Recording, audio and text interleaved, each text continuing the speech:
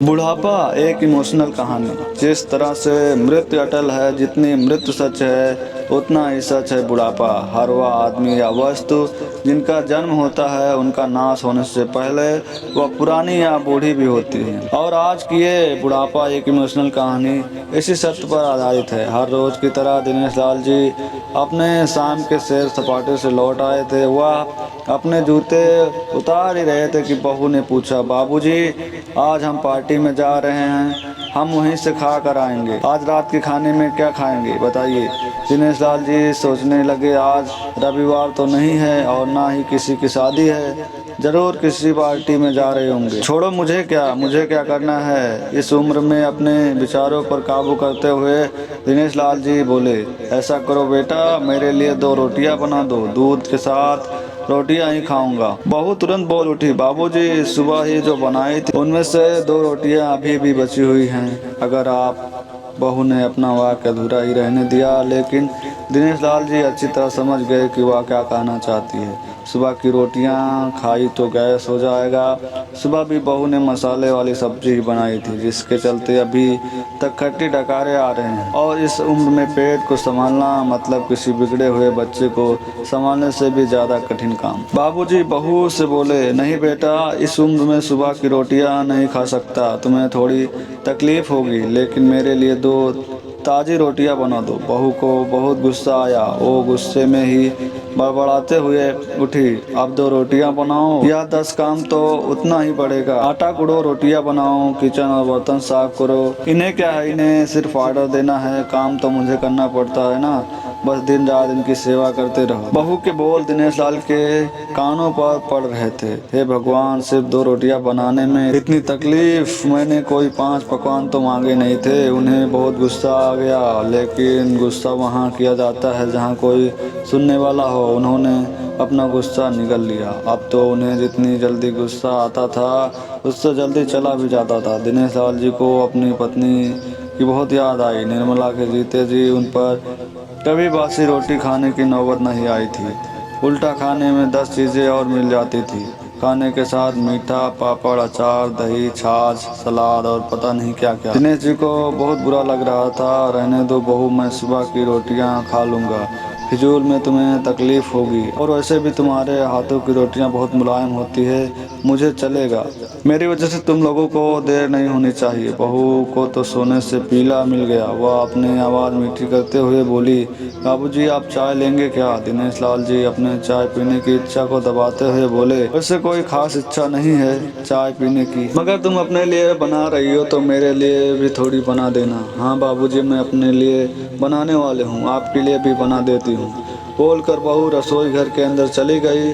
दिनेश लाल जी खुद से ही बातें करने लगे, अभी तो लाखों के जायदाद है मेरे पास, या घर भी मेरे नाम पर है और खाते में भी लाखों रुपए पड़े हैं। अभी बेटा विष निकालता है तो मैं बोलकर टाल देता हूँ कि ये मेरे बाद तेरा ही तो सब कुछ। और फिर भी 1 कप चाय और 2 ताज़ी रोटियों के लिए तरसना पड़ता हो तो उन बूढ़ों का क्या होता होगा जिनके पास संपत्ति के नाम पर सिवा पुरानी यादों के कुछ भी नहीं होता। निर्मला को याद करके दिनेश लाल जी की आंखों में आंसू चमकने लगे और धीरे से गालों पर असर किए। निर्मला के होते हुए उन्होंने घर का कोई भी काम नहीं किया था। आर्थिक जवाबदारियों के अलावा उनकी और कोई जवाबदारी नहीं थी। उनके व्यापार ने भी उन्हें अच्छा साथ दिया था।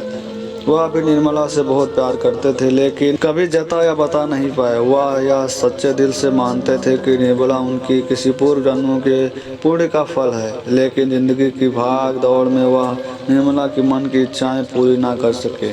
उन्हें वैष्णो देवी जाना था, लेकिन हर बार यह यात्रा अगले साल के लिए पोस्टपोन हो जाती। घर बार और संसार की जिम्मेदारियां संभालते संभालते कब उनकी इच्छाएं उन्हीं के साथ चली गई, पता ही नहीं चला। दिनेश लाल जी ने देखा उनके पोता और पोती दोनों ही स्कूल से आ गए थे। दोनों ने अपना बस्ता सोफे पर फेंका और दादाजी की तरफ दौड़कर उनके गले से लगते हुए कहने लगे, चलिए न दादाजी, खेलने चलते हैं। यही निस्वार्थ प्रेम के कुछ पल थे जिनमें दिनेश लाल जी भी बच्चों के साथ बच्चे बन जाते थे और सारे अपने दुख और यादें भूल जाते थे। वह कुछ बोल पाते उससे पहले बहू ने कहा, चलो छोड़ो दादाजी को, हमें पार्टी में जाना है, जल्दी से आकर तैयार हो जाओ, पापा भी आते ही होंगे। दोनों ही बच्चे दादाजी को छोड़ मम्मी की तरफ भागे। उनकी पोती 7 साल की थी और पोता 5 साल का था। दिनेश लाल जी अपनी सोच में डूबे हुए बालकनी की तरफ गए। बालकनी में धीमी ठंडी पवन ने उनका स्वागत किया। बहू उनके लिए चाय बनाकर लेकर आई, बालकनी में रखी। अपनी कुर्सी पर बैठकर दिनेश लाल जी घुट घुट करके चाय पी रहे थे। पी क्या रहे थे, निगल रहे थे, क्योंकि चाय के नाम पर सिर्फ कम शक्कर वाला गर्म पानी था, ना इलायची ना अदरक। दिनेश लाल जी मन ही मन सोचने लगे, बहू के जाने के बाद आज खुद अपने हाथों से चाय बनाऊंगा, इलायची अदरक थोड़ी सी ज़्यादा शक्कर डालकर, और उसके साथ रोटियां खा लूँगा, रोटियां खाऊंगा। रोटियों की याद आते ही उनका मुंह फिर से खट्टा हो गया। चाय खत्म होने पर खाली कप लेकर वह किचन में गए तो वहां देखा बहू और बच्चों के कप धोके पड़ा था। उन्होंने भी अपना कप धोकर रख दिया और अपनी डायरी लेकर बालकनी में आ गए। बालकनी में बैठे बैठे उनकी नजर सूखी हुई तुलसी के पौधे पर गई। उन्होंने एक लोटा पानी लाकर उसमें डाल दिया। कुछ मिनटों बाद ध्यान से देखने पर उन्हें पता चला कि सूखे हुए तुलसी के पौधे में एक नई कुपले जैसा मुस्कुरा रही हो। उन्हें याद आया कि निर्मला हर सुबह तुलसी को पानी और शाम को दिया दिखाती थी। अब तो शाम को ना तुलसी को ना ही भगवान के मंदिर में दिया जलता है। पता नहीं कितने संस्कार, इतनी अच्छी आदतें निर्मला अपने साथ ले गई। दिनेश लाल आसमान की तरफ देखकर बोले, निर्मला मुझे और इस घर को अभी तुम्हारी जरूरत थी। तुम क्यों हमें छोड़कर चली गई? तुमने मुझे धोखा दिया, तुमने हमेशा साथ रहने का वचन तोड़ दिया, तुम मुझे अकेला छोड़कर चली गई। दिनेश लाल की आंखें भर आई। पापा, इतनी ठंड हवाएं बह रही हैं और आप हैं कि बालकनी में बैठे हैं, अंदर आ जाइए, नहीं तो बीमार हो जाएंगे। बेटे ने दिनेश लाल जी से कहा। बेटा, बहू और पोता पोती सब तैयार होकर पार्टी के लिए निकल रहे थे। किसी ने झूठ मूठ ही मन रखने के लिए भी उनसे नहीं पूछा कि साथ चलिए। बाबा, आप खाना खाकर जल्दी ही सो जाइएगा, हमें आने में ज़रा देर हो जाएगी। ज़्यादा देर तक जागना आपकी सेहत के लिए अच्छी नहीं है। हमारे पास घर की दूसरी चाबी है, हमारी चिंता मत कीजिए, बेटे ने जाते हुए कहा। ऐसे बोल रहे हैं जैसे मेरी सेहत की बहुत फिक्र है।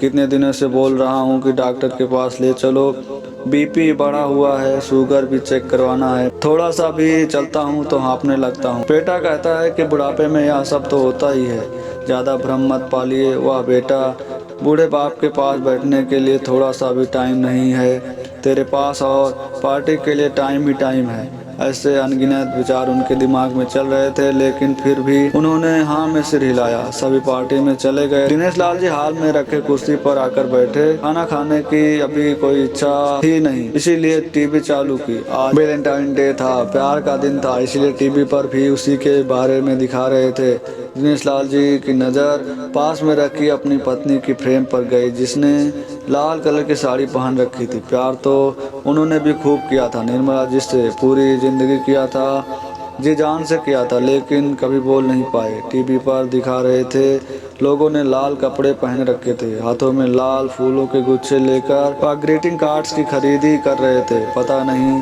दिनेश लाल जी के मन में क्या आया, उन्होंने अपने पैसों का बंटवा लिया और निकल पड़े। निर्मला जी की यादों में चलते चलते हुए एक आइसक्रीम पार्लर के पास पहुँचे। उनको श्वास चढ़ गया था, उनके सांसों की गति तेज हो गई थी। आइसक्रीम पार्लर के पास एक कुर्सी पर वह आकर बैठ गए। तभी वहां पर एक छोटी बच्ची आई जो गुब्बारा बेच रही थी। बच्ची बोली, दादाजी मेरे गुब्बारा लेंगे क्या? इतने ही बचे हैं, बिक जाएंगे तो जल्दी घर चली जाऊंगी। दिनेश लाल जी ने देखा 10 से 12 रंग बिरंगे गुब्बारे थे। उन्हें याद आया कि निर्मला जी को भी गुब्बारे बहुत पसंद थे, लेकिन अब गुब्बारे लेकर क्या करूं? उन्हें बच्ची की आंखों में सच्चाई और आशा दिखी। उन्होंने 200 रुपये दिए और सारे गुब्बारे खरीद लिए। उन्हें फिर से निर्मला जी की याद आई, क्योंकि वह भी घर से निकलते समय हमेशा थोड़े एक्स्ट्रा पैसा लेकर निकलती थी और किसी न किसी ज़रूरतमंद की मदद किया करती थी। कभी वो टोकते तो वह कहती, हमें भगवान ने लेने वालों के नहीं देने वालों की लाइन में खड़ा किया है और थोड़े से रुपए के बदले में लाखों की दुआएं मिलती हैं, तो मुझे टोका मत कीजिए। आंखों में अश्रुओं के साथ दिनेश लाल जी खड़े हुए रास्तों के बीचों बीच आए। उन्होंने आसमान की तरफ देखा, अपने हाथों में पकड़े गुब्बारे आसमान में छोड़ दे और चिल्लाकर बोले, निर्मला मैं तुमसे प्यार करता हूँ। उनके सांसों की गति बढ़ गई, उनका शरीर लड़खड़ाया, जमीन पर धड़ से गिर पड़े। आस पास के लोगों को कुछ पता चल पाए उससे पहले ही दिनेश लाल जी ने इस मोह माया की दुनिया को अलविदा कह दिया। उन्हें अपनी पत्नी से मिलने की बहुत जल्दी थी। तो दोस्तों बस इतनी सी थी कहानी, हमारी कहानी अगर आप लोग को पसंद आ रही है तो प्लीज़ आप लोग जो है चैनल को सब्सक्राइब करें, बेल आइकन दबाएं, जिससे हम लोग नेक्स्ट वीडियो अपलोड करें आप लोग को नोटिफिकेशन सबसे पहले मिले। मिलते हैं नेक्स्ट कहानी के वीडियो में, तब तक के लिए आप लोग जहाँ पर रहिए स्वस्थ रहिए, मस्त रहिए।